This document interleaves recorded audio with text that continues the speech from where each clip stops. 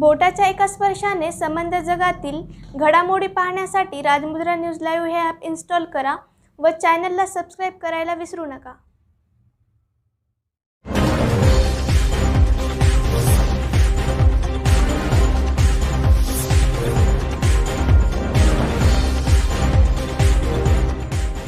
आपण माहिती जाणून घेणार आहोत आणि इथे सगळे पेशंट पण आलेले आहेत ज्यांनी चिलेपी ही थेरपीची थेरपी घेतलेली आहे, बरोबर। तर आपण सगळ्यांचं इथे मनपूर्वक स्वागत करत आहोत। एकदा टाळ्या होऊन जाऊ द्या जोरदार।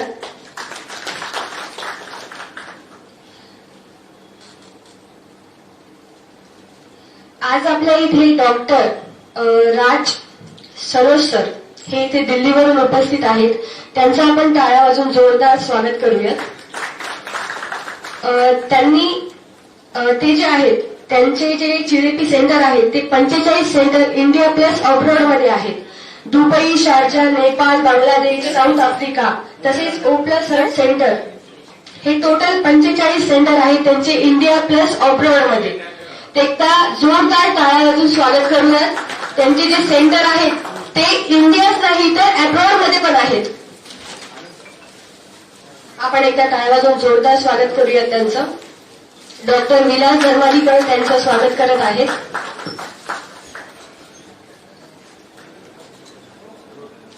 आजच्या या कार्यक्रमामध्ये आपण जे पेशंट आलेले आहेत त्यांच्याकडून आपण त्यांचा रिव्ह्यू घेणार आहोत की त्यांना ही थेरपी कशी वाटली, परत त्यांना हार्ट संबंधित काही प्रॉब्लेम होते त्यांच्याबद्दल आपण सगळी माहिती जाणून घेणार आहोत। त्यांना कशी वाटली थेरपी आणि आपल्या इंडियामध्ये ही सर्वप्रथम कोणी आणली, काय नाही, हे सगळे आपले डॉक्टर आज आपल्याला माहिती सांगणार आहेत। तसेच आपण विलास सरांना बोलूयात।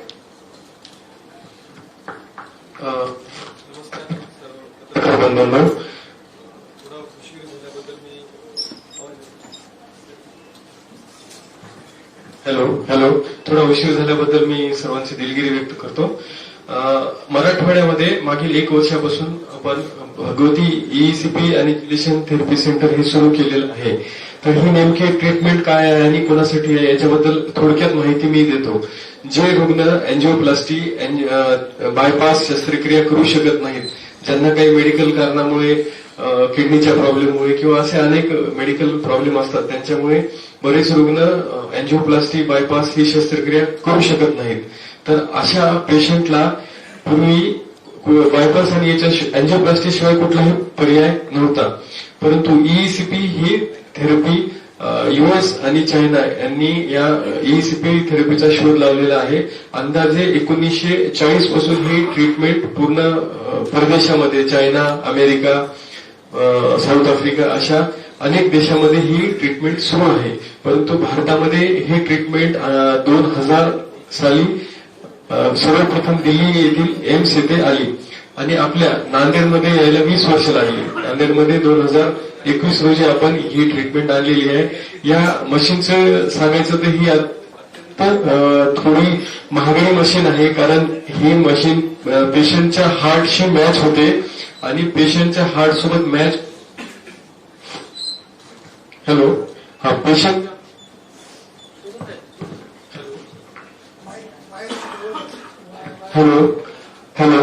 ही जी मशीन आहे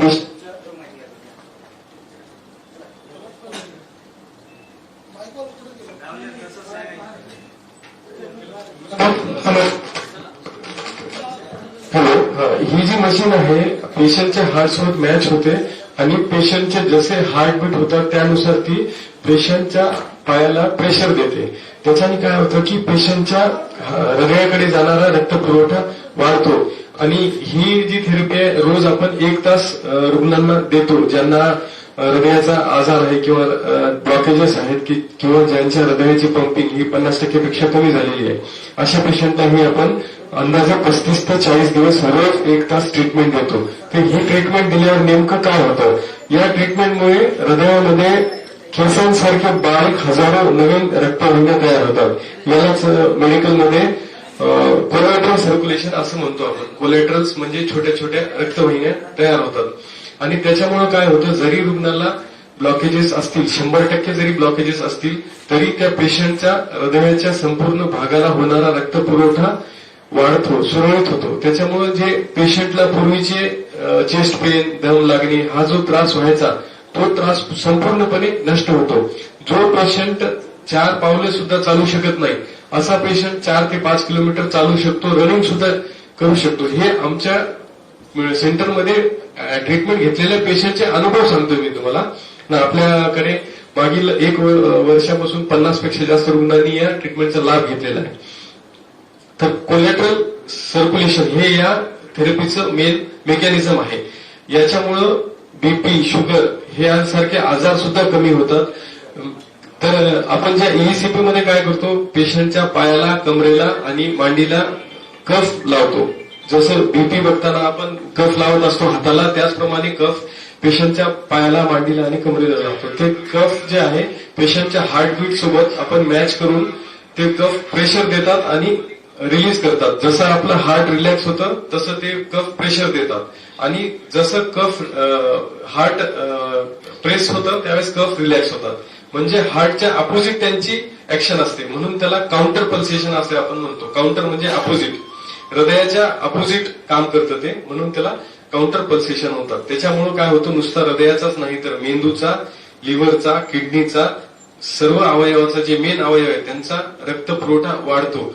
ज्या पेशंटला हृदयाची पंपिंग कमी झाल्यामुळं छातीमध्ये पाणी होतं, पोटामध्ये पाणी होतं, अशा पेशंटला भूक लागत नाही.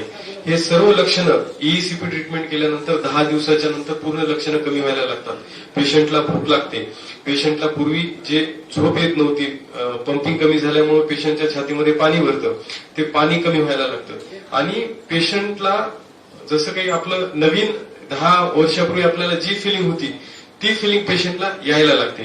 त्यामुळेच याला अँटी एजिंग थेरपी सुद्धा म्हणतात, कारण पेशंटचं वय कमी झाल्यासारखं त्यांना फिलिंग येते. कशामुळे येते तर पूर्ण शरीराचा रक्तपुरवठा आपण या ईसीपीने वाढवतो. रक्तपुरवठा वाढवल्यामुळं पूर्ण शरीरातील जे प्रमुख अवयव आहेत त्यांचाही रक्तपुरवठा वाढतो. ही झाली ईसीपी थेरपी. आता दुसरी एक ट्रीटमेंट आहे चिलेशन थेरपी. चिलेशन ही जे ट्रीटमेंट आहे, सेकंड वर्ल्ड वॉर ज्यावेळेस झालं त्यावेळेस या ट्रीटमेंटचा उदय झाला. चिलेशन थेरपी नेमकं मेटल पॉइझनिंगसाठी वापरली जाते. जे लोक खोलीमध्ये काम करतात त्यांना काय होतं, मेटल पॉइझनिंग होतं. मेटल म्हणजे त्यांच्या रक्तामध्ये हेवी मेटल्स साचले जातात आणि हेवी मेटल साचल्यामुळे त्या पेशंटला वेगवेगळी लक्षणं दिसायला लागतात.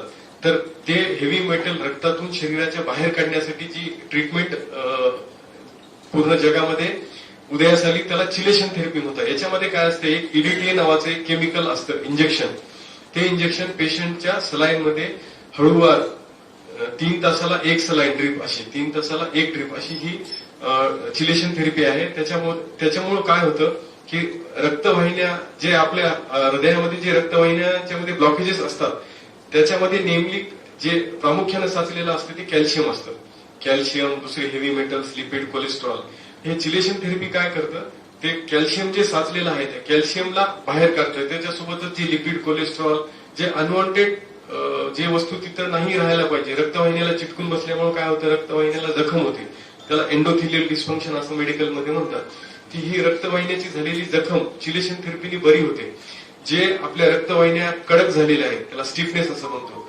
ते रक्तवाहिन्या कडक झाल्यामुळे काय होतं, पेशंटचा बीपी वाढतो, शुगर व्हायला लागते, कारण रक्तवाहिन्या स्टिफ झाल्यामुळं इन्सुलिनचं सिक्रेशन नॉर्मलपणे होत नाही, मग त्या पेशंटला शुगर होते. अशा पेशंटची शुगर सुद्धा चिलेशन थेरपीनंतर पूर्णपणे कमी होते किंवा त्यांचा डोसेस कमी होतात. चिलेशन थेरपीनी ज्या पेशंटना हाय बीपी आहे, ज्या पेशंटच्या रक्तामध्ये अतिरिक्त चरबी, कोलेस्ट्रॉल वगैरे वाढलेला आहे, हे सुद्धा चिलेशन थेरपीने कमी होतं. मग आपण नेमकं काय करतो, आपण आपल्या सेंटरला पेशंटला ईसीपी आणि चिलेशन हे सोबत एकत्र ट्रीटमेंट देतो. कारण सुरुवातीला आपल्याकडे फक्त ईसीपी मशीन होती, त्यावेळेस आपण फक्त ईसीपी ट्रीटमेंट देत होतो. ते ट्रीटमेंट दिल्यावर आमचा असा अनुभव आला की चिलेशन थेरपी दिल्यानंतर ईसीपी ट्रीटमेंट दिली तर त्याचा जास्त पेशंटला फायदा होतोय. त्याच्यामुळे आपण 6 महिन्यानंतर लगेच चिलेशन थेरपी सुद्धा सुरू केली आणि चिलेशन थेरपीचे जे इंजेक्शन असतात ते आपण चेन्नई येथून मागवतो. सुरुवातीला पेशंटला ड्रीप लावली जाते सलाईनमध्ये आणि 3 तासात 1 सलाईन दिलं जातं आणि ते चिलेशन थेरपी दिल्यानंतर ईईसीपी मशीनवर पेशंटला झोपवलं जातं आणि त्या ईईसीपी मशीनवर प्रेशर देतो आपण. जेव्हा बॉडीमध्ये चिलेशन थेरपीचं इंजेक्शन असतं आणि त्याच्यानंतर जेव्हा आपण प्रेशर देतो त्यावेळेस काय होतं, प्रेशरनी एकतर नवीन रक्तवाहिन्या तयार व्हायला लागतात आणि जे बॉडीमध्ये जिथे कुठे छोटे बहुत ब्लॉकेजेस असतील ते ब्लॉकेजेस कमी व्हायला लागतात. ब्लॉकेजेस 100% कमी होत नाहीत, पण ब्लॉकेजेसचं प्रमाण कमी होतं आणि हृदयाच्या रक्तवाहिनीत जे जखम झालेली आहे, ज्याला इन्फ्लामेशन असे म्हणतात, ते इन्फ्लामेशन कमी व्हायला लागतं. त्याच्यामुळे काय होतं, पेशंटच्या हृदयाला होणारा रक्तपुरवठा वाढतो आणि पेशंटचा पूर्ण त्रास कमी होतो. ही अंदाजे आपली 1 ते 1.5 महिना चालणारी ट्रीटमेंट आहे. चिलेशन किती लागणार हे पेशंटच्या ब्लॉकेजेसवर डिपेंड आहे आणि ज्या पेशंटला अँजिओप्लास्टी बायपास सांगितलेला आहे, ज्या पेशंटची हृदयाची पंपिंग कमी आहे किंवा कार्डिओमायोपॅथी नावाचा असा आजार आहे की त्याला जगामध्ये कुठलीही ट्रीटमेंट नाही ईईसीपी शिवाय, अशा पेशंटला ईईसीपी ट्रीटमेंट प्रामुख्याने आपण देतो. सर आपण अजून थोडीशी काही माहिती द्या. हेलो जी नमस्कार. आई थिंक आप लोग हिंदी समझ पाएंगे, मैं माइकली मराठी नहीं बोल पाऊंगा उतना. मैं डॉक्टर सनोज राज, बेसिकली मैं दिल्ली से आया हूं और लास्ट 6 ईयर मैंने यूएस में रहा है, इसको सीखा है और 3 साल मैंने दिल्ली एम्स में भी काम किया. बेसिकली मेरा जो डिपार्टमेंट है नॉन इन्वेसिव विदाउट सर्जरी का, हम कैसे लोगों को ज्यादा सेफली हम उसको ट्रीट कर पाते हैं. तो लास्ट 8 ईयर से मैं ईईसीपी के फील्ड में हूं. इसके साथ साथ और भी चीजें हैं, टीएफ की पार्ट जो कार्डिया की चीजें वो हम करते हैं. इंडिया में हमारे मोर देन 45 सेंटर और इंडिया से बाहर जैसे दुबई, शारजा और बांग्लादेश में भी हमारे सेंटर है. इसके साथ साथ अभी हमारे नेपाल कुछ कंट्रीज में भी, इंडिया कनाडा वगैरह में भी हमारे सेंटर आ रहे हैं. बेसिकली बात ये होती है कि हार्ट की जो कंडीशन है, आपने पहले सुना होगा, हमें हार्ट की बीमारी पहले 50-60 सालों में होती थी, बट अभी का जो समय है, अभी हमने देखा है लास्ट मंथ की बात है, 25 साल का लड़का जिसको हार्ट अटैक आया हुआ था. तो अभी हमारे यंग जनरेशन इसमें काफी इन्वॉल्व हो रहे हैं हार्ट की बीमारी में, जो एक बहुत बड़ा रीजन है खासकर हमारे यंग इंडिया में, कि हार्ट की बीमारी यंग लोगों में बहुत तेजी से बढ़ रही है. ये एक सोचने वाली बात है और कहीं न कहीं इसके कारण, इसका जो रीजन है वो हम खुद होते हैं. हमारी जो लाइफस्टाइल है, हमारी जो चीजें हैं, हम उन्हें नहीं खोज पाते या उन्हें हम सुधार नहीं पाते. अल्टीमेटली वो हमें इफेक्ट करती है. और हार्ट एक ऐसी ऑर्गन है, अगर ये इसमें कुछ ज्यादा डैमेज हुआ तो आपकी जो लाइफ ड्यूरेशन है वो कम हो जाएगी. जीने की जो आपकी एक्सेप्टेंसेस है, सपोज आप 80 साल जी होगा, उसका 50 साल ही रह पाओ, तो इसे हम स्पेशल ध्यान देने वाली चीज है. दूसरी बात, हमारे हार्ट में ब्लॉकेज क्यों होती है? बेसिकली हमारे अदर ऑर्गन में भी होनी चाहिए, बट हार्ट में ही क्यों होती है? ज्यादातर आपने सुना होगा कि हमारे हार्ट में ब्लॉकेज है. हमारे किडनी में भी होनी चाहिए क्योंकि ब्लड फ्लो हमारे ऑल ओवर ऑर्गन बॉडी में जा रही है, बट स्पेशली हार्ट में क्या होती है? एक नॉर्मल चीज मैं बताना चाहूंगा. हार्ट एक ऐसा ऑर्गन है जिसे कभी आराम नहीं मिलता. ये 24/7 चलता रहता है. जब से मैं पैदा होते हैं हम, जब से हम मरते हैं तब तक ही चलता रहता है. जिस दिन ये रुक गया हमारी लाइफ खत्म. तो किसी भी ऑर्गन हमारे बॉडी में, हर ऑर्गन में अपनी एक कैपेसिटी है उसको रिवर्स करने का, ठीक करने की कैपेसिटी हमारे बॉडी के अंदर भगवान दे रखा है. नॉर्मल अगर हमें सर्दी खांसी जुकाम होते हैं, आप देखोगे घर की कुछ चीजें करते रह जो चीज वो 6 में 1 वीक में ठीक हो जाती है, क्योंकि वो मैकेनिज्म हमारे बॉडी में है, हम हील कर पाते हैं. बट हमारे हार्ट एक ऐसा ऑर्गन है जो हमारे लाइफस्टाइल होने के कारण से, गलत आदतें होने के कारण से उसके ऊपर हम एक्स्ट्रा लोड दे देते हैं, जिसके कारण उसमें डैमेज आना स्टार्ट हो जाता है और वो प्रोसेस होती है, स्टार्ट होती है ब्लॉकेज से. मेडिकली इसमें बहुत सारे रीजन आप समझ नहीं पाओगे. अल्टीमेटली हमारा मेन ये कहना है कि हम नाइट में, खासकर हम लोगों को कहते हैं कि रात में आप खाना 8 बजे के बाद ना खाएं. हमारी बॉडी रात 8 बजे से रात 2 बजे तक अपनी रिपेयरिंग मोड में जाती है. इट मीन्स वो अपने आप को बनाने की प्रक्रिया में चली जाती है. इसलिए रात, कोई भी इंसान हो, रात 8 बजे, क्योंकि रात में हमें कोई काम नहीं करना होता, कोई मतलब नहीं बनता कि मैं पूरी हैवी मील लेके सोऊं, वो सोना ही है. तो लाइट मील 8 बजे से पहले कुछ भी खाएं, 8 बजे से पहले अपनी मेज को रखें, ताकि रात में जो आप सोए तो आपको हार्ट को रेस्ट मिले. आप ज्यादा खाएंगे तो हमारे डाइजेस्टिव सिस्टम में ब्लड सप्लाई ज्यादा चाहिए उसे, हार्ट को वो कमांड करता है कि आप ज्यादा ब्लड दो तो वो ज्यादा पंप करेगा. उसके कारण से हार्ट में बीपी बढ़ना या पाल्पिटेशन जैसी चीजें आपको रात में दिखने को मिलेगी. कोई भी इंसान हो, रात में 8 बजे बाद बिल्कुल न खाएं. जितना आप हार्ट को रेस्ट देंगे, इसलिए हम कहते हैं स्लीपिंग 7 से 8 घंटे होनी चाहिए. जब हम सोते हैं तो हमारी हार्ट बीट 35 to 40 नॉर्मली होनी चाहिए, जो हमारे एक रेस्टिंग हार्ट बीट है. इट मीन्स आपकी हार्ट रिवर्स हो रही है, रिकवरी कर रही है। पुराने जमाने में देखते हैं गांव में लोग 8 बजे सो जाते हैं, 4 बजे उठ जाते हैं, वो एकदम आइडियल टाइम है। वो एक आइडियल जो अभी के टाइम में हम डिजिटलाइजेशन होने के कारण से वो चीजें नहीं कर पा रही है। तो कहीं न कहीं एक सोचने वाली बात है कि अभी कमिंग जनरेशन में, यंग जनरेशन में हार्ट की बीमारी काफी तेजी से बढ़ रही है। अगर इसे आज यहाँ नहीं रोकेंगे तो आने वाले समय में हर घर में एक हार्ट की बीमारी मिलेगी, जैसे अभी ब्लड प्रेशर और डायबिटीज की मिल रही है। तो ये कहीं न कहीं लोग, प्लस दूसरी चीज क्या, इसमें सबसे ज्यादा रिस्पॉन्सिबिलिटी होती है हमारी। हम ऐसे इंसान हैं, जब तक हमें तकलीफ नहीं होगी तो हम नहीं मानेंगे दूसरी की बात। हमें कहेंगे नहीं मैं फिट हूं, जो भी है, मैं खा रहा हूं, मैं तंदुरुस्त हूं। जिस दिन उसे बीमारी हो जाएगी तो पैसे भी आ जाएंगे, टाइम भी आ जाएगा, और वो चीज करेंगे भी, बट वो पहले नहीं करते। उन्हें पता है ये चीज हमें खाने से ये प्रॉब्लम होगी, बट कितने भी बोलेगा, कोई डॉक्टर भी कहते, कोई भी तो नहीं मानती वो। बट ऐसी गलती ना करें, ये लाइफ एक बार है। अगर इस धरती पे वो खुशी है जो स्वस्थ है, और बस कितने ही पैसे हैं, आप बीमार हो कोई मतलब नहीं, पूरी जिंदगी से गुजर जाएगी। तो अभी अगर मैं बात करूं मेडिकल साइंस, तो अभी डॉक्टर साहब ने ये चीजें यहाँ स्टार्ट की है। 1958 से हार्वर्ड यूनिवर्सिटी से रिसर्च हुई है और ये अप्रूव्ड है। ये FDA approval means accepted for all country, her country में चल रही है। मेडिकल साइंस जितनी तेजी से डेवलप कर रही है, उसकी दोगुनी तेजी से बीमारी बढ़ रही है हमारी कंट्रीज में। तो हमें ये आजकल रिसर्च हर दिन चलती है नई नई चीजों पे, तो उसमें एक पार्ट है जैसे हार्ट की पार्ट है, जो ECP ट्रीटमेंट जिसे हम कहते हैं, नॉन इन्वेसिव, जो बिना सर्जरी को पेशेंट को हम ठीक करते हैं, रिवर्स करते हैं। ठीक नहीं, रिवर्स होती है बीमारी को। ये एक ऐसी पद्धति है, नॉर्मली आप सुनेंगे एंजियोप्लास्टी और बाईपास सर्जरी शुरू से चलती है। सबसे पहले स्टार्ट हुआ था बैलूनिंग थेरेपी, हम बैलूनिंग से ब्लॉकेज को साइड करते थे, ब्लड फ्लो हो जाती थी। अब स्टेंट डालने लगे, साथ में बाईपास होने लगा। ये सर्जरी भी जरूरी है। ये उन पेशेंटों के लिए है जो इमरजेंसी कंडीशन होती है। सपोज आपको तुरंत हार्ट अटैक आया, आप गए पेशेंट में, कंडीशन वर्स्ट है, तो हमने स्टेंट डाल दिया। अगर किसी में ज्यादा ब्लॉकेज हो गई, कुछ ऐसे कंडीशन है जिसमें हम बाईपास रिकमेंड कर सकते हैं। कुछ ऐसा नहीं है कि हम हमारा ट्रीटमेंट नहीं करते, ऐसा भी नहीं होता। तो कंडीशन ये डिपेंड करता है पेशेंट की सिविरिटी पे, उनके कंडीशन पे, उनके, तब हम डॉक्टर गाइडलाइन डिसाइड करते हैं कि आपको कौन सी ट्रीटमेंट लेनी चाहिए। ऐसा नहीं है कि कुछ लोग कहते हैं नहीं वो खराब है। मेडिकल साइंस में कोई कुछ खराब नहीं होता, बट ये डिपेंड करता है किस पेशेंट को क्या कंडीशन है, किस टाइम क्या रिकमेंडेशन होनी चाहिए, ये डॉक्टर पे डिपेंड करता है। उसमें से एक पार्ट निकला है ECP। ये ECP इसलिए निकाला गया, सपोज कि कुछ पेशेंट ऐसे कंडीशन होते हैं जिसमें कि हम एंजियोप्लास्टी बाईपास सर्जरी नहीं कर पाते हैं।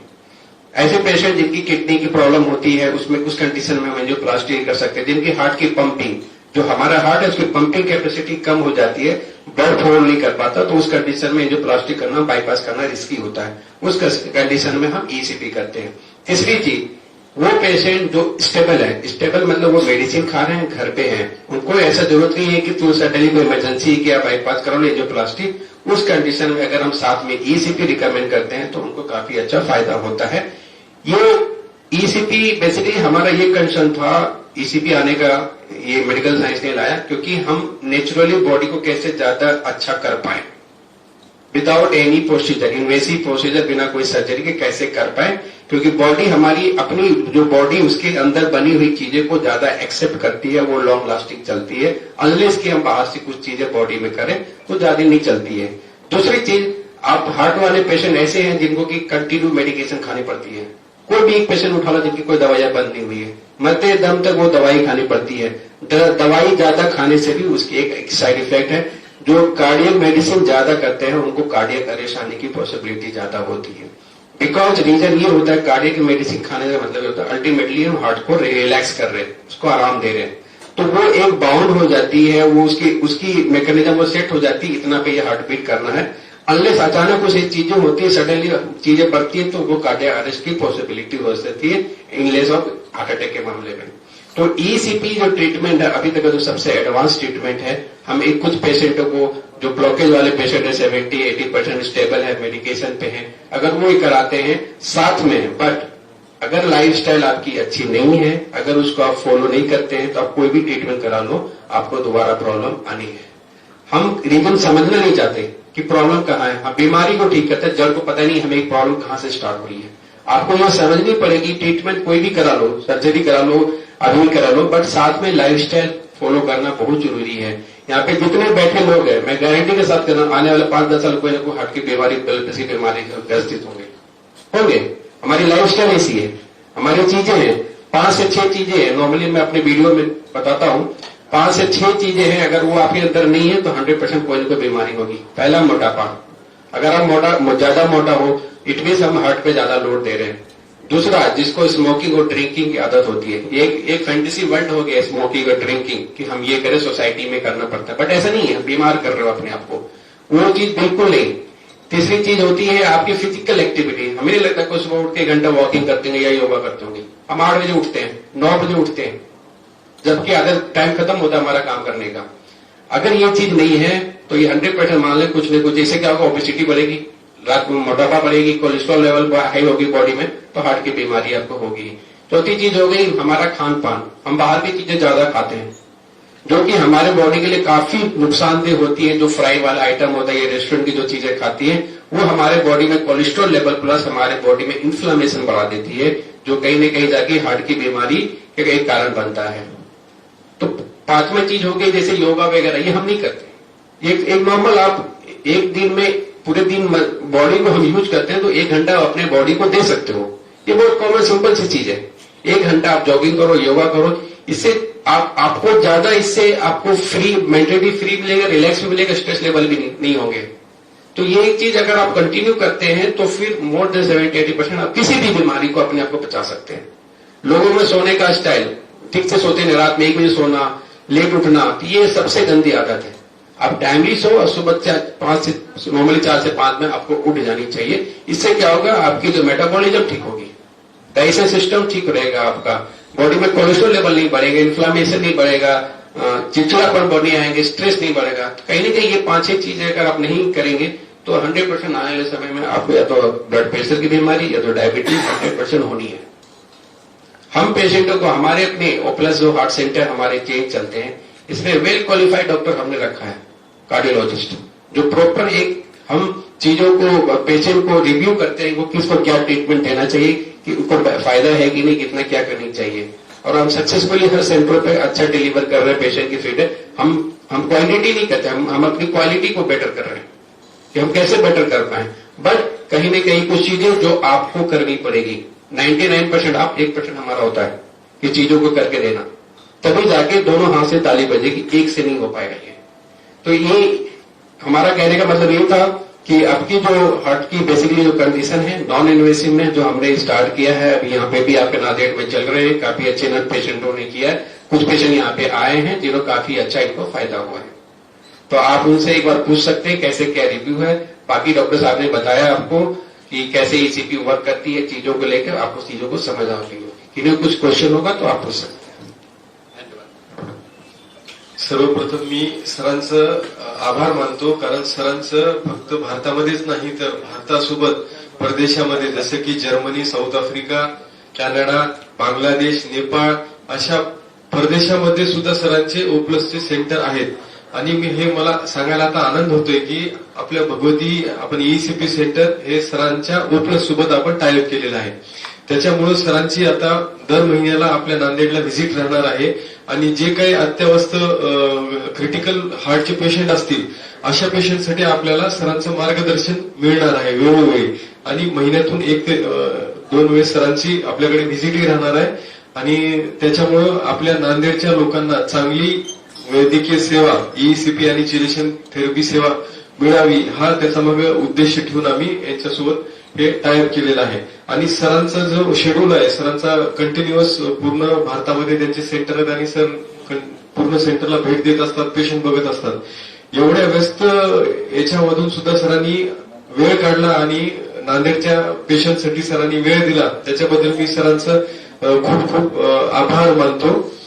आणि सरांनी जसं सांगितलं की आपण आपल्या हृदयाची काळजी कशी घेतली पाहिजे, तर मला 1-2-4 गोष्टी सांगाव्याशा वाटतात। कारण की पत्रकार बंधूंचं लाईफस्टाईल हे एकदम ताणतणावग्रस्त आहे, जेवणाच्या वेळा फिक्स नाहीत, प्रेस कॉन्फरन्स असते, बाहेरगावी जावं लागतं, मिनिस्टरचे दौरे असतात, अधिकाऱ्यांची मिटिंग असते, सगळं अटेंड करावं लागतं। तर याच्यामुळे तुम्हाला हृदयविकार जगण्याची जास्त शक्यता आहे।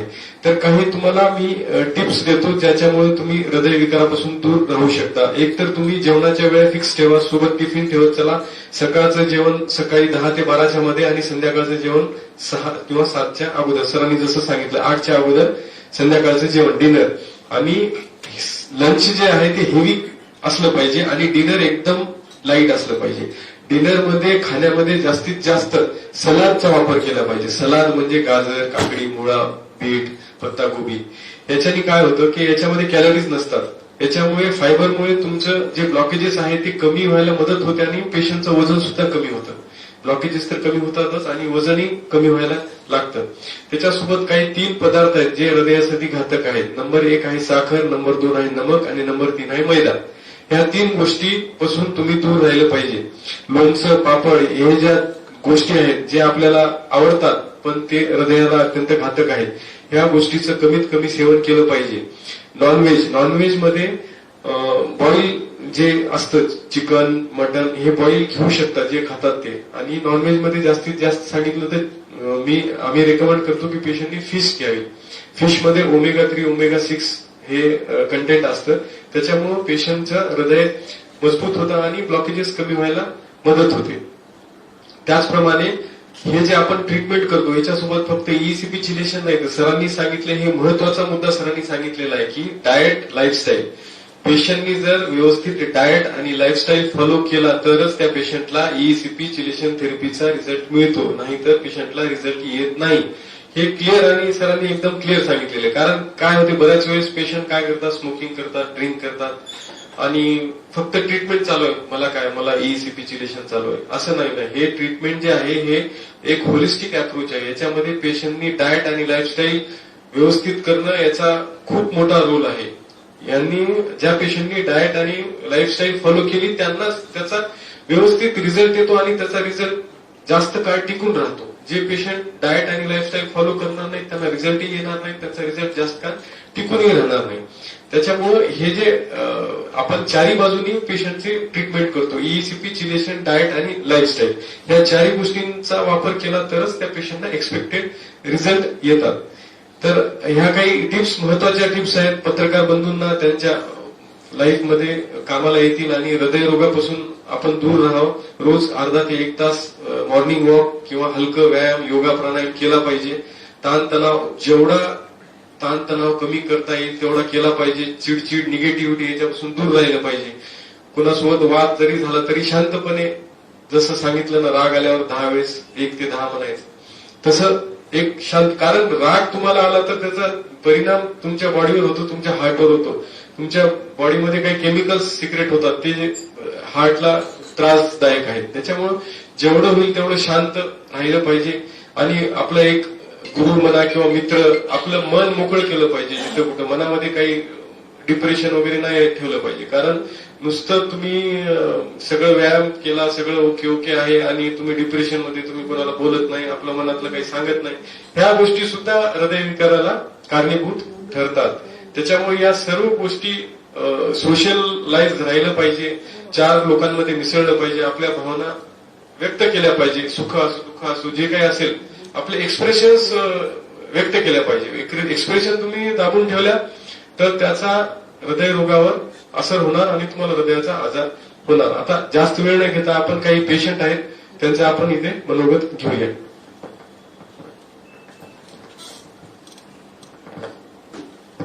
काकू तुम्ही या स्टेजवरती या, काही हरकत नाही या.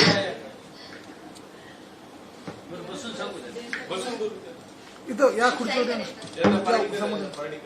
ओके, हे काका आहेत आपल्याकडे. काका तुमचं नाव काय?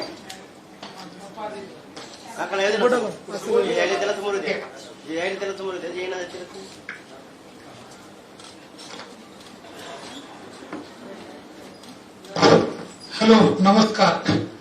मी पार्टीकर आहे.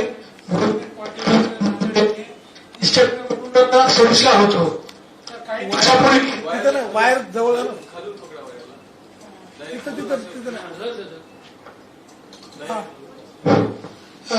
काही दिवसापूर्वी मला आतापर्यंत असं काही जाणवलं नाही, पण अचानकच 20-30-40च्या वर्षाच्या नंतर, 40-45 वर्षाच्या नंतर मला थोडासा माझं वेट वगैरे वाढायला लागलं.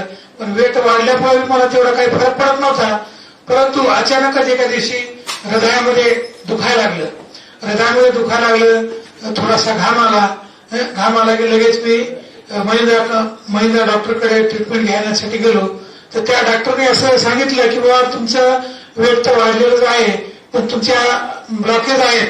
आता हे ब्लॉकेज सांगण्यासाठी तुम्हाला एंजिओग्राफी नावाची पद्धत तुम्हाला अवलंबावं लागेल. एंजिओग्राफी म्हणजे काय म्हणलं तर त्यांनी सांगितलं की एंजिओग्राफी ही शरीरामध्ये एक विशिष्ट प्रकारचा एक तार असते. ते तार तुम्ही मध्ये आतमध्ये आम्ही टाकतो, त्याच्यानुसार तुम्हाला किती ब्लॉकेज आहेत हे आम्हाला समजतं. आणि जेवढे तुमचे ब्लॉकेज जास्त असतील, ब्लॉकेजचं प्रमाण जर कमी जास्त मोठं प्रमाण असेल तर तुम्हाला पुढची ट्रीटमेंट आम्हाला करावी लागेल. उदाहरणार्थ बायपास सर्जरी वगैरे करावं लागेल. तर बायपास सर्जरीचं म्हणलं आणि ते तार टाकायचं म्हणलं की मला थोडी भीती वाटायला लागली. ती म्हणून याच्या पलीकडे दुसरा कोणता उपाय आहे का? नाही म्हणे, चिडचिड करायला लागली किंवा हे तुम्हाला ट्रीटमेंट करावं लागते. मग आता म्हणलं आम्ही काय करायचं ठरवलं किंवा एंजिओग्राफी तर आपल्याला करायची नाही. एंजिओग्राफीमध्ये बी असे आम्हाला काही अनुभव आले.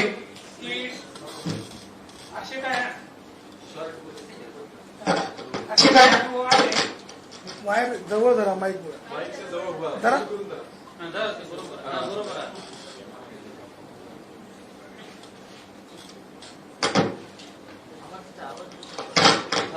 नाही त्या माईकला धरा,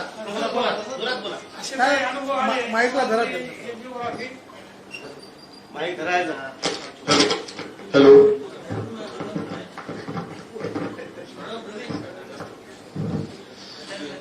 त्या एंजिओग्राफीची भीती वाटत होती. तर असं एक आम्हाला उपचार पद्धत मिळाली की सिटी स्कॅन, एंजिओ स्कॅन काय ते पुण्याला मशीन आहे, त्या मशीनकडे आम्ही गेलो. एंजिओग्राफी करायची आवश्यकता नाही म्हणले. तर ते एम्स नावाची कंपनी आहे त्या सावलमध्ये, तर त्या ठिकाणी आम्ही ती ट्रीटमेंट घेतली. तर तिथे 2-3 ब्लॉकेज आहे असं कळालं.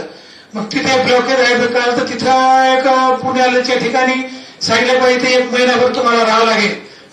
1 लाख रुपये तुमची फी आहे, आमची राहण्याची व्यवस्था आहे, तुमचं जेवणा खाण्याची व्यवस्था करा आणि आमच्या इकडं ट्रीटमेंट घ्या. ट्रीटमेंट म्हणजे काय घ्यायचं म्हणलं तर शरीरामध्ये चिलेशन नावाचे एक औषधी सोडून ईसीम मशीनवर तुम्हाला ट्रीटमेंट घ्यावं लागेल. तर आता ते थोडंफार आता नांदेडला आलेली आम्हाला मशीन माहितीच नव्हती, परंतु योगायोगानं असल्यानंतर व्हॉट्सअपवर माहिती झाली की मशीन आलेली आहे, आपल्या धर्माधिकारी साहेबांनी आणलेली आहे. त्यांच्याकडे आम्ही शिबी घेतली 1 ते 3 महिने. तर त्याच्यामध्ये माझे सर्व काही आजार होतात ते कमी झाले. कारण मला चलताना दम लागत नाही. आता सांगायचं तात्पर्य म्हणजे की रेणुका मातेचं मंदिर आहे आमच्या नांदेड जिल्ह्यामध्ये माहूरला. त्या खालच्या पायरीपासून त्या वरच्या पायरीपर्यंत मी सहज गेलो आणि चालताना गेलो आणि वरतून सुद्धा खाली आलो. त्याच्यामुळे कोणत्याही प्रकारचा मला त्रास झालेला नाही. तर धन्यवाद. हे एवढं बोलून मी माझं अगदी संपवतो. तर काकांना खूप छान अनुभव आलेला आहे या थेरपीचा आणि काका म्हणतात एकदम तंदुरुस्त झालेले आहेत. काका बरोबर ना? नेक्स्ट पवार साहेब येणार आहेत आता. आहेत का इथे?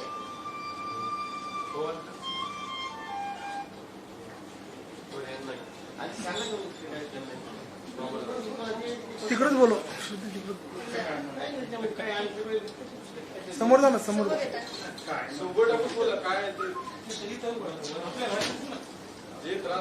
इकडे बोला, इकडे बघा काका.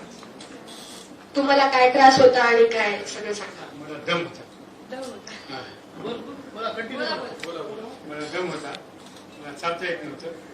मग साहेबापाशी मला पत्ता लागला की बाळासाहेब असं असं करतात. त्यांच्याकडनी ट्रीटमेंट घ्यायला लागलो. म्हणजे आता तंदुरुस्त आहे. मी महादेवाच्या पायऱ्या पुन्हा चढलो, पुन्हा खाली आलो. मला आता तंदुरुस्त आहे. मला कळले प्रकारची. चांगलाय चांगलाय. नेक्स्ट कोण येणार आहे? आजी येऊ शकता? त्या इथं समोर या ना, या का समोर या.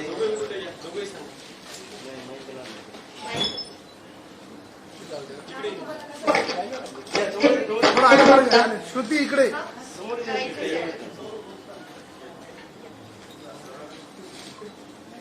तुमचं नाव काय सांगा? मीरा मधुकर मोतेवार. तर कसं वाटलं थेरपीचा? काय अनुभव होता तुम्हाला? म्हणजे असं दम लागायचा मला चालते वेळी आणि ते आता थोडस दम लागत नाहीये, त्याच्यामुळे चांगलं वाटतं. म्हणजे कशी वाटली थेरपी? काय नाही सर कसे आहेत काय? चांगले. म्हणजे आपल्या नांदेडमध्ये सर्वप्रथम सरनी आणलेली आहे थेरपी, तरी म्हणजे कशी आहे काय नाही? त्याच्यामुळे मी ती ट्रीटमेंट घेऊ शकले आणि माझी तब्येत आता ओके. आता ओके, दम वगैरे काहीच लागत नाही. नाहीये. हा. ओके, चालेल. आजी, तुम्हाला कसं वाटतंय? हॅलो, मुलगा येडके बोलतो. मला काही वाटत नाही, एकदम ओके हा, चांगला हा. आजी ओके मध्ये आहेत एकदम. बरोबर, एक मिनिट. अजून काही त्रास होत होता तुम्हाला? आधी त्रास होता, कालता म्हणलं मला काही कळालं नाही, काही नाही. ते डॉक्टर साहेबांनाच काय केलं आणि काय नाही आपल्याला काही माहित नाही. ओके मध्ये म्हणजे. Okay okay. चला, तर अशा प्रकारचा अनुभव आलेला आहे सगळ्यांना की थेरपी आता मला पण घ्या वाटते ह्या सगळ्यांचा अनुभव घेऊन. अजून पण तर तुम्हाला या थेरपी विषयी काही प्रश्न असतील तर तुम्ही विचारू शकता. कोणाला काही क्वेश्चन्स आहेत? डॉक्टर साहेब, एखाद्या शरीराला चिलेशन थेरपीची गरज आहे, ते कसं ओळखा?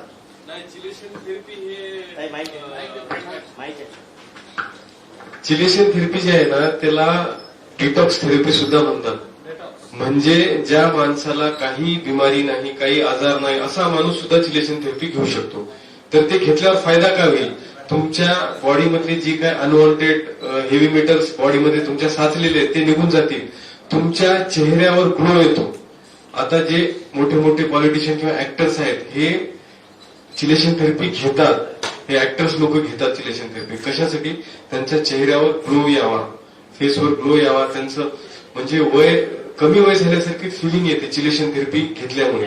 त्याच्यामुळे काय होतं, शरीरातील सगळी घाण निघल्या जाते. पेशंटचं वजन आहे अंदाजे 3 ते 4 किलो वजन कमी होतं. म्हणजे जे बॉडीमध्ये हेवी फॅट्स आहेत, चरबी साचलेली आहे किंवा रक्तामध्ये काही कॅल्शियम डिपॉझिशन झालेलं आहे, शरीरात कुठेही असू द्या, फक्त हृदयातच नाही बरं, शरीरातल्या कोणत्याही रक्तवाहिन्यामध्ये ब्लॉकेजेस असतील तरी चिलेशन थेरपी घेता येते. आणि ज्याला काही आजार नाही तो व्यक्ती सुद्धा चिलेशन थेरपी घेऊ शकतो. कशासाठी घ्यायची? तर आपली स्टॅमिना, तुमचं रेजिस्टन्स आहे, तुमची काय म्हणतात इम्युनिटी आहे, तुमची इम्युनिटी वाढवण्यासाठी, तुम्हाला आणखी फ्रेश वाटावं, तुमची व्यायाम करण्याची किंवा तुमची, आता तुम्ही सकाळी 8 ते संध्याकाळी 6 पर्यंत काम करता, संध्याकाळी थकून जातात, ते चिलेशन थेरपी घेतली तर तुमचा स्टॅमिना वाढतो. म्हणजे तुमचा जो डेली शेड्यूल आहे ते तुम्ही इझिली हे करू शकता. त्यामुळे चिलेशन फक्त बिमार व्यक्तीसाठीच नाही, आजारीसाठीच नाही, हेल्दी माणूस सुद्धा चिलेशन थेरपी घेऊ शकतो. हा, डिटॉक्स होतं. येस, करेक्ट आहे. त्याचा कालावधी कसा आहे, ज्यांना आपण ब्लॉकेजेस आहेत त्यांना आपण 30 ते 40 चिलेशन देतो. आणि हे चिलेशन थेरपी जे आहे ना, ह्याच्या जे इंजेक्शन आहे ते किडनी थ्रू सगळं बाहेर निघलं जातं. त्याच्यामुळे त्या पेशंटची किडनी नॉर्मल असणं आवश्यक आहे. हे महत्वाची गोष्ट सांगायची राहिली की ज्या व्यक्तीची किडनी चांगली आहे तोच व्यक्ती चिलेशन थेरपी घेऊ शकतो. आणि ही चिलेशन थेरपी आपलं साधं सलाईन नाहीये, हे एकदम कॅन्सरच्या किमोसारखं इंजेक्शन असतं. ते पेशंटला ज्यावेळेस देतो आपण त्यावेळेस त्रास होतो. त्या सगळ्या पेशंटनी घेतलेलं आहे त्यांना माहिती आहे. त्याच्यामुळे ते एकदम स्लोली घ्यावं लागतं. आणि आठवड्यातून 2 ते 3च वेळेस आपण चिलेशन घेऊ शकतो. त्याच्यावर कोणी जरी सांगितलं तरी आम्ही त्याला देत नाही. कारण काय, तर रेग्युलर जर चिलेशन घेतलं तर त्या व्यक्तीची किडनी डॅमेज होते. आता याच्यावर आणखीन एक असा वाद आहे की चिलेशन थेरपी ही हे आहे त्याच्यामुळं किडनी खराब होते. हा, त्याचे एक असा अपप्रचार केलेला आहे. त्याच्याबद्दल मी एक शॉर्ट मध्ये सांगतो. आता आपण गाडी चालवतो, तुम्ही गाडी चालवलं, बऱ्याच लोकांचे ऍक्सिडेंट होतात आणि कोणाची डेथ पण होऊ शकते. आता जर तुम्ही जे आपले ड्रायव्हिंगचे रूल्स आहेत, रूल्स आणि रेग्युलेशन्स पूर्ण फॉलो केले तर 90 ते 99% लोकांचा ऍक्सिडेंट होत नाही. तसंच चिलेशन थेरपीचं आहे. त्यांचा स्टँडर्ड युएसचा प्रोटोकॉल आहे, तो प्रोटोकॉल फॉलो केला तर 99% काही होत नाही. पण 1% पेशंटला एखाद्या वेळेस काय होऊ शकतं, तात्पुरतं क्रिएटिनिन लेवल वाढू शकतं. ते आपण 8 दिवस ब्रेक घेतो, क्रिएटिन नॉर्मल आलं की आपण पुन्हा देतो. त्याच्यामुळे चिलेशन थेरपी एकदम सेफ आहे. याच्यामध्ये कुठेही नेफ्रोटॉक्झिसिटी नाही किंवा काही नाही. हे त्याचा अपप्रचार केलेला आहे की चिलेशननी किडनी डॅमेज होते. त्याच्यावर सिंपल होते. तुम्ही रूल्स रेग्युलेशन आणि ते सगळे रूल्स अँड रेग्युलेशन फॉलो करतो. एकदम हळू पेशंटला सलाईन देतो. 3 ते 4 तासात एक ड्रीप जाते. आणि आठवड्यातून फक्त 2 किंवा 3 वेळेस डिपेंडिंग ऑन पेशंट्स कंडिशन, पेशंटची हेल्थ बघून आपण आठवड्यातून 2 किंवा 3 वेळेस ते चिलेशन देतो. त्यामुळे आठवड्यातून फक्त 3च आपण इंजेक्शन घेऊ शकतो, त्याच्यावर घेऊ शकत नाही. सामान्य नागरिकाला परवडते का? सामान्य नागरिकाला चिलेशनचे जास्त चार्जेस नाही सर. ईसीपी मशीन महाग आहे, त्याचे चार्जेस आपण 2000 ईसीपीचे आहे आणि चिलेशन 1000 पर इंजेक्शन आहे, त्याच्यामुळे परवडण्यास सर जिलेशन घेण्यासाठी कमीत कमी वय आणि जास्तीत जास्त वय लहान मुलांना देत नाही आपण. हे 18च्या वरच आपण चिलेशन पेडियाट्रिक मध्ये देते काय, पेडियाट्रिक मध्ये देत नाही. त्याच्यानंतर जे गर्भिणी आहे, प्रेग्नंट लेडीज आहेत, त्यांना आपण देत नाही. त्याच्यानंतर 18च्या वर ते 100 पर्यंत, 18 ते 100 वय किती असू द्या, फक्त कंडिशन किडनी लिव्हर नॉर्मल. हे कसं आहे, त्याच्यासाठी आपण जेव्हा पेशंट आपल्याकडे आला ना, आपण आले की त्याला घेतलं चिलेशनला असं नाही. हे एक स्टँडर्ड प्रोटोकॉल आहे. आपण पेशंटची पूर्ण तपासणी करतो. हे नवीन माझ्याकडे 2 पेशंट आलेले आहेत, त्यांना आपण पूर्ण ब्लड चेक करतो, त्याची लिव्हर किडनी सगळ्या तपासण्या नॉर्मल असतील तरच आपण त्या पेशंटला चिलेशन चालू करतो. उपचार पद्धती किती दिवस चालते का रुग्ण पावसात? आता डिपेंड ऑन पेशंट कंडिशन. ज्याला जास्त ब्लॉकेजेस आहेत त्याला जास्त इंजेक्शन घ्यावं लागतात, पण हार्टचा कुठलाही पेशंट असो त्याला 35 ईसीपी घ्यावं लागते. नाही तुम्ही नॉर्मली असं सांगितलं की साधारण व्यक्ती सुद्धा चिलेशन 10 खूप होतात. साधारण व्यक्तीला त्याचा इम्युनिटी वाढवायची, त्याचं बॉडी मधली घाण काढायची, डिटॉक्स करायचं तर 10 इंजेक्शन मोर दॅन सफिशियंट. आणखी काही प्रश्न आहेत सर? बोला sir. Yes sir. Yes yes sir, एकदम चांगला प्रश्न विचारलाय. ज्या रुग्णांची काय होतं, अटॅक आल्यानंतर बऱ्याच रुग्णांची पंपिंग कॅपॅसिटी कमी होतं, त्याला हार्ट फेल्युअर म्हणतात या कंडिशनला. आणि normally heart pumping ejection fraction जे आहे ते 60 ते 70% असते. नॉर्मल ज्या व्यक्तीला काही आजार नाही त्याचं 60 ते 70% असते. अटॅक आल्यानंतर काय होते, तुमच्या काही हृदयाचा भाग डॅमेज होतो, पेशी डेथ होतात, त्या पेशी काम करत नाही, त्याच्यामुळे काय होतं, हृदयाची पंपिंग कमी होतं, त्याला हार्ट फेल्युअर असं आपण म्हणतो. तर ईसीपी आणि चिलेशन घेतल्यानंतर आपल्या ट्रीटमेंटने पेशंटची जे पंपिंग आहे पहिलेपेक्षा 20% वाढते आणि वाढलेली आहे. हे पेशंट आहेत, माझे आजी आहेत, पार्डीकर साहेब आहेत, काकू आहेत, त्यांची सगळ्यांची पंपिंग वाढलेली आहे. नाही मॅक्झिमम 20% वाढते. मग ते कमी त्यांची 10 असू द्या, 15 असू द्या, 20 असू द्या, किती कमी असू द्या. 10 असेल तर 25 ते 30 पर्यंत होईल, 30 असेल तर 50 पर्यंत होईल. असं 20% त्याची पंपिंग आपल्या ट्रीटमेंटनी वाढते. सर ज्याच्या हृदयाला छिद्र वगैरे असेल यासाठी काय उपचार आहे? हृदयाला छिद्र असेल त्याच्यासाठी ही ट्रीटमेंट नाही आहे, कॉन्ट्राइंडिकेशन आहे. आणि आणखीन एक सांगतो, ही ट्रीटमेंट कोणाला जमत नाही. एक लहान मूल, त्याच्यानंतर प्रेग्नेंट लेडीज आणि डीबीटी नावाचा एक आजार आहे, ज्यांच्या पायामध्ये जखम असते, जे स्मोकिंग करतात, हे डीबीटीचे रुग्ण आणि ज्यांना वॉलचा काही प्रॉब्लेम आहे, हृदयामध्ये ऑर्टिक वॉल असते, मेन ऑर्टिक वॉलचा जर काही प्रॉब्लेम असेल तर आपण ईसीपी देत नाही. हे कॉन्ट्राइंडिकेशन आहेत त्यांना. बायपास झालेल्याला देऊ शकतो सर आपण. त्याच्याने काय होईल, बायपास झालेल्या रुग्णांना परत ब्लॉकेजेस होण्याची शक्यता आहे. तर परत ब्लॉकेजेस होऊ नये, त्याचं हार्ट आणखीन चांगल्या प्रमाणे ऍक्टिव्ह व्हावं, त्याचं ब्लड सर्क्युलेशन वाढावं, म्हणून त्यांना ईसीपी चिलेशन दोन्ही देऊ शकतो. 18च्या वर 100 पर्यंत कोणालाही देऊ शकतो, काही अडचण नाही. सर काही इंजेक्शन असे आहेत तर ते घेतल्याच्या नंतर त्यावर दुसरे इंजेक्शन काम करत नाही, तर तशातलं हे असं काही नाही, असं काही नाही सर. हे याचं एकच आहे की 24 म्हणजे 1 दिवस आड हे इंजेक्शन घ्यावं लागतं. रेग्युलर इंजेक्शन घेऊ शकत नाही. रेग्युलर जर इंजेक्शन घेतलं तर त्या व्यक्तीची किडनी डॅमेज होण्याची शक्यता जास्त असते. यामध्ये जर समजा एखादा पेशंट बिमार असेल म्हणजे बिमार व्यक्तीला आपण ईसीपी चिलेशन दोन्ही देत नाही सर. त्याच्यामुळेच मी सांगितलं की एक प्रोटोकॉल आहे, पेशंटची पूर्ण तपासणी करतो, त्याला इन्फेक्शन जरी असेल तर आपण दोन्ही ट्रीटमेंट देत नाही. पेशंटचं लिव्हर किडनी हे नॉर्मल असणं फार आवश्यक आहे. यावर दमा वगैरे किंवा काही बिमारी असतात हा, ह्याचं उत्तर सर देतील.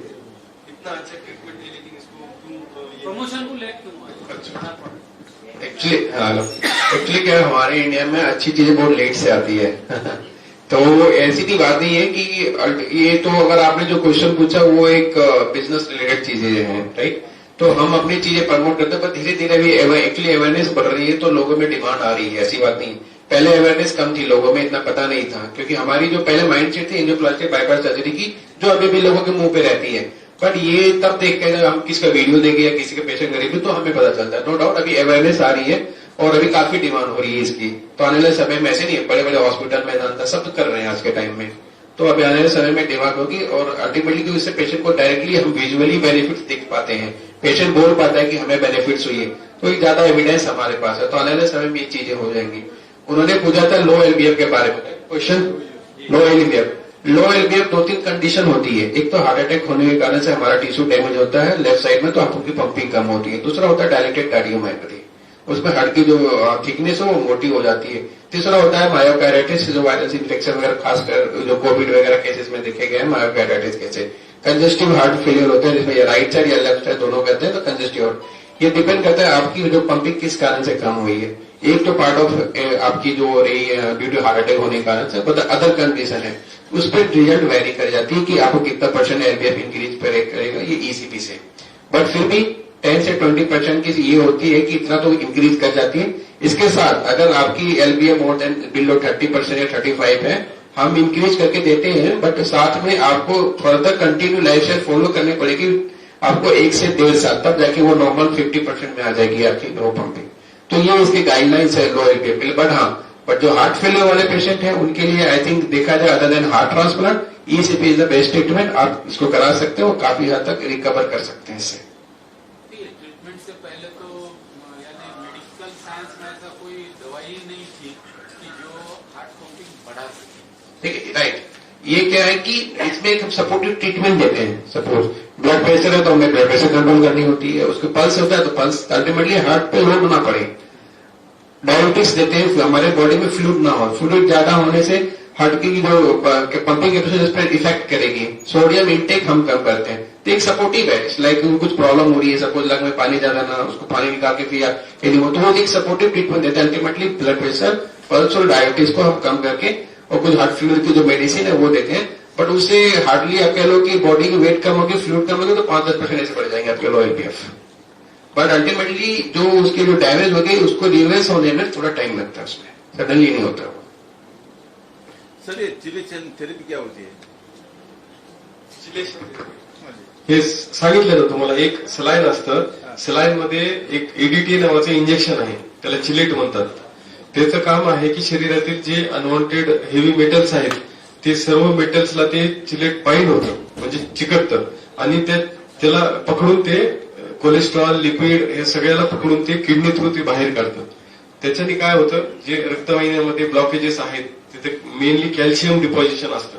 ब्लॉकेजेस म्हणजे काय, तिथे चरबी साचलेली असते, कॅल्शियम असते, काही अनवॉन्टेड हेवी मेटल्स असतात जे शरीरामध्ये नसायला पाहिजे. ते मेटल आपण रेस्पिरेशन मध्ये जाणते अजाणतेपणे श्वासावाटे खाण्यावाटे आपण प्लास्टिकमध्ये चहा पितो, अशा याच्यामुळे आपण अनवॉन्टेड मेटल्स आपल्या शरीरामध्ये जातात. मग ते शरीरामध्ये गेल्यावर कुठेतरी जाऊन ते चिटकून बसतात.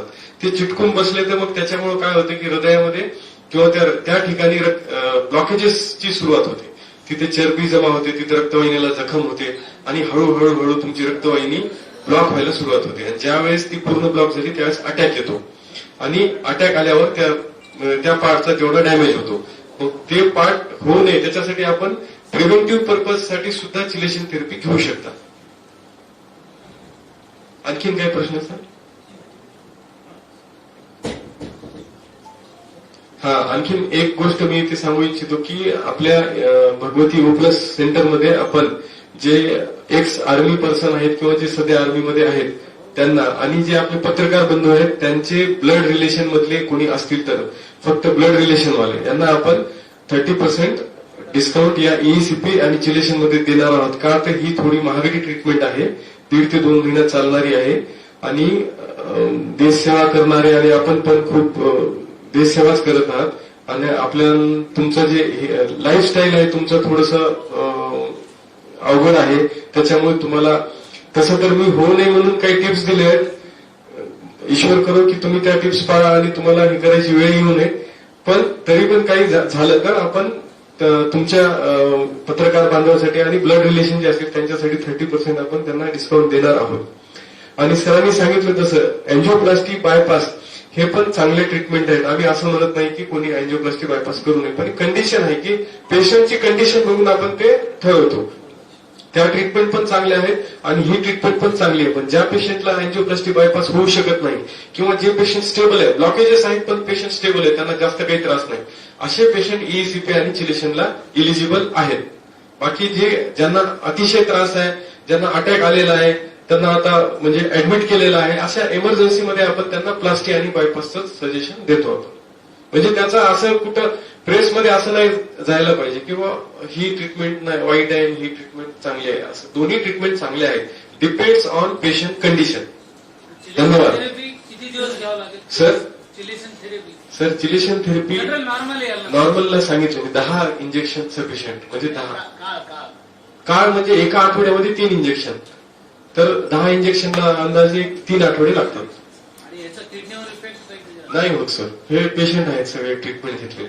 आपण दर 2 ते 3 इंजेक्शन नंतर सिरम क्रिएटिनिन टेस्ट करतो, म्हणजे किडनीची टेस्ट करतो, आणि ते जर नॉर्मल असेल तरच आपण पुढचे इंजेक्शन देतो, नॉर्मल असेल तर देत नाही. माझं सरांन डॉक्टर सनोज राज सर, ओप्लस हार्ट केअर सेंटर, जे फेमस आहे, तुम्ही फेसबुकवर गुगलवर तुम्ही बघितलं असेल. आणि सरांचे 45 पेक्षा जास्त सेंटर इंडियासोबत अब्रॉड, जर्मनी, फ्रान्स, जपान अशा ठिकाणी सरांचे सेंटर आहेत.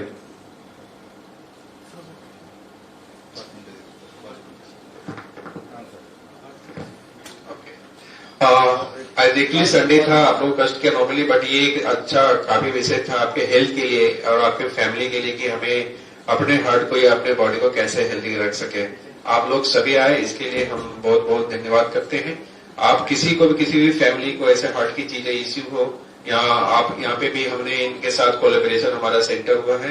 कभी भी किसी चीज प्रॉब्लम हो, इनसे कांटेक्ट कर सकते हैं, या फिर हमारे ओप्लस हेड ऑफिस में हम ऑनलाइन भी ओपीडी वगैरह प्रोवाइड करते हैं. और कोशिश हमारी रहेगी मंथ में एक बार विजिट, क्योंकि हम ऑल इंडिया डेली ट्रैवल भी देते हैं. तो ये कुछ ऐसी चीजें हो तो इनसे आप कांटेक्ट कर सकते हैं. आप लोग जितने भी लोग आए, जो अभी हैं, अच्छे रहें, अपने स्वास्थ्य का ख्याल रखें, और जो चीजें बताए उसको फॉलो करें और अपनी अच्छी लाइफ जिए. धन्यवाद. आप बात करना चाहते? ठीक. आणखीन एक सांगू इच्छितो की काही मेडिकल फील्डमध्ये आजकाल डॉक्युमेंटरी प्रूफ शिवाय कोणी हे करत नाही. तर मोतीवार काकू आहेत, त्यांना 2 रक्तवाहिनीमध्ये एकामध्ये 85% आणि दुसऱ्यामध्ये 80% ब्लॉकेजेस होते. तर आपली पूर्ण ट्रीटमेंट झाली आणि 6 महिन्यानंतर आपण सिटी एन्जिओग्राफी, एक नवीन टेस्ट आहे ज्याच्यामध्ये बिना टार टाकता आपण ब्लॉकेजेस बघू शकतो. नॉन इन्व्हेजिव्ह, जशी आपली ट्रीटमेंट नॉन इन्व्हेजिव्ह तशी नॉन इन्व्हेजिव्ह टेस्ट आहे. काकूची आपण टेस्ट केली आणि त्या टेस्टमध्ये असं कळालं की 50% ब्लॉकेजेस काकूचे कमी झालेले आहेत. हे आपल्याकडे रिपोर्ट आहे, प्रूफ आहे. ज्यांना पाहिजे त्यांना आपण देऊ पण शकतो. कारण कसं आहे, मेडिकल फील्डमध्ये नुसतं सांगून कोणी विश्वास ठेवत नाही, त्यांना मेडिकल रिपोर्ट्स लागतात. त्याच्यामुळं हे मी इथं सांगू इच्छितो की आमच्याकडे पोस्ट ट्रीटमेंट रिपोर्ट सुद्धा आहेत की ज्यांचे ब्लॉकेजेस कमी झाले. ठीक आहे. आपण माझ्या विनंतीला मान देऊन सर्वजण आलात. थोडंसं उशीर झाला त्याच्याबद्दल मी दिलगिरी व्यक्त करतो, आणि आपण सर्व आलात त्याच्याबद्दल मी आपले आभार मानतो. धन्यवाद.